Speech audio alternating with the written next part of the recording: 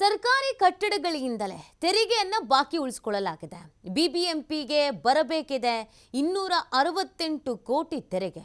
ಕಳೆದ 17 ವರ್ಷದಿಂದ ಕೆಲ ಸರ್ಕಾರಿ ಕಟ್ಟಡಗಳು ಆಸ್ತಿ ತೆರಿಗೆಯನ್ನೇ ಕಟ್ಟಿಲ್ಲ. ರಾಜಭವನದಿಂದಲೇ ಬಿಬಿಎಂಪಿಗೆ ತೆರಿಗೆ ಬಾಕಿ ಇದೆ. 258 ಸರ್ಕಾರಿ ಕಟ್ಟಡಗಳಿಗೆ ಬಿಬಿಎಂಪಿ ನೋಟಿಸ್ ಕೊಟ್ಟಿದೆ. ನೋಡಿ, ಇದನ್ನ ವಿಪರ್ಯಾಸ ಅಂತ ಹೇಳ್ತೀವಿ. ಯಾವ ಕಾರಣಕ್ಕೆ ನಾವು ಅಧಿಕಾರದಲ್ಲಿ ಇರೋರಿಗೆ, ದುಡ್ಡು ಇರೋರಿಗೆ ಒಂದ್ ರೀತಿಯಾದ ಲೆಕ್ಕ, ಜನಸಾಮಾನ್ಯರಿಗೆ ಒಂದ್ ರೀತಿಯಾದಂಥ ಲೆಕ್ಕ ಅಂತೀವಿ ಅಂತಂದ್ರೆ, ಆ ತಾರತಮ್ಯ ಈಗಲೂ ಇದೆ ಅಂತ ಯಾಕಂತೀವಿ ಅಂತಂದ್ರೆ ಇದೇ ಕಾರಣಕ್ಕಾಗಿ. ನೀವು ಚಿಕ್ಕ ಪುಟ್ಟ ಅಂಗಡಿಯನ್ನ ಇಟ್ಕೊಂಡಿರೋರಿಗೆ ಅಥವಾ ಮನೆ ಏನಿದೆ ಅವ್ರಗಳಿಗೆ ತೆರಿಗೆ ಕಟ್ಟದೆ ಇದ್ರೆ ಹಾಗೆ ಬಿಟ್ಬಿಡ್ತೀರಾ?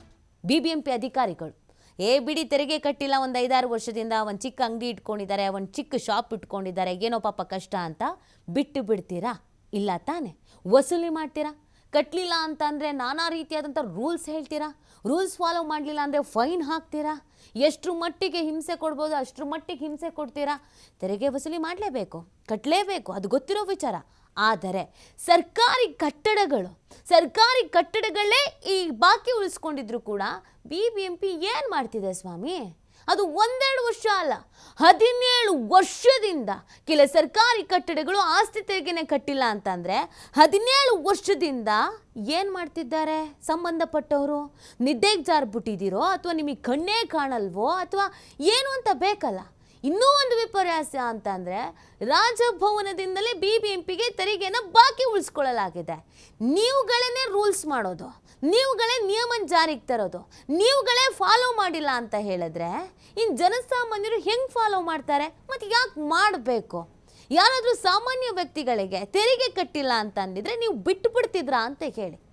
ನೀವು ಸಾಮಾನ್ಯ ಜನರ ಮೇಲೆ ಸವಾರಿ ಮಾಡೋರು, ಇನ್ನು ಸರ್ಕಾರಿ ಅಧಿಕಾರಿಗಳು, ಸರ್ಕಾರಿ ಕಟ್ಟಡಗಳು ಇವ್ರುಗಳ ಮೇಲೆ ಯಾಕೆ ಮಾಡಲ್ಲ ಅನ್ನೋದು ಸಾಮಾನ್ಯ ಪ್ರಶ್ನೆ.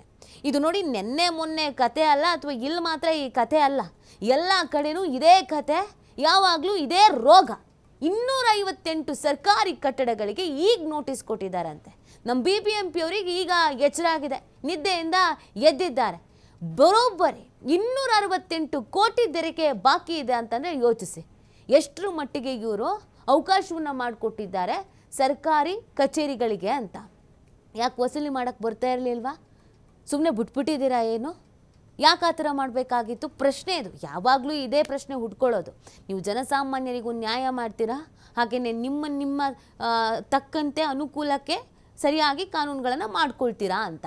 ಸೊ ಈಗೇನೋ ನೋಟಿಸ್ ಕೊಟ್ಟಿದ್ದಾರಂತೆ, ಫೈನಲಿ ಎಚ್ಚೆತ್ಕೊಂಡಿದ್ದಾರಲ್ಲ ಅನ್ನೋದೊಂದು ಸಮಾಧಾನ ಅಷ್ಟೇ.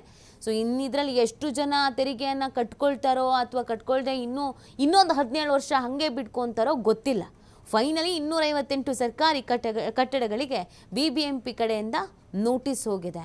ಯಾವಾಗ ನೋಡಿದ್ರೂ ಲಾಸು, ಯಾವಾಗ ನೋಡಿದ್ರೂ ನಷ್ಟದಲ್ಲಿದೆ, ಯಾವಾಗ ನೋಡಿದ್ರೂ ಸಮಸ್ಯೆಯನ್ನು ಎದುರಿಸ್ತಾ ಇರುತ್ತೆ ಅಂತ ಹೇಳ್ತಾ ಇರ್ತೀವಿ ನಾವು.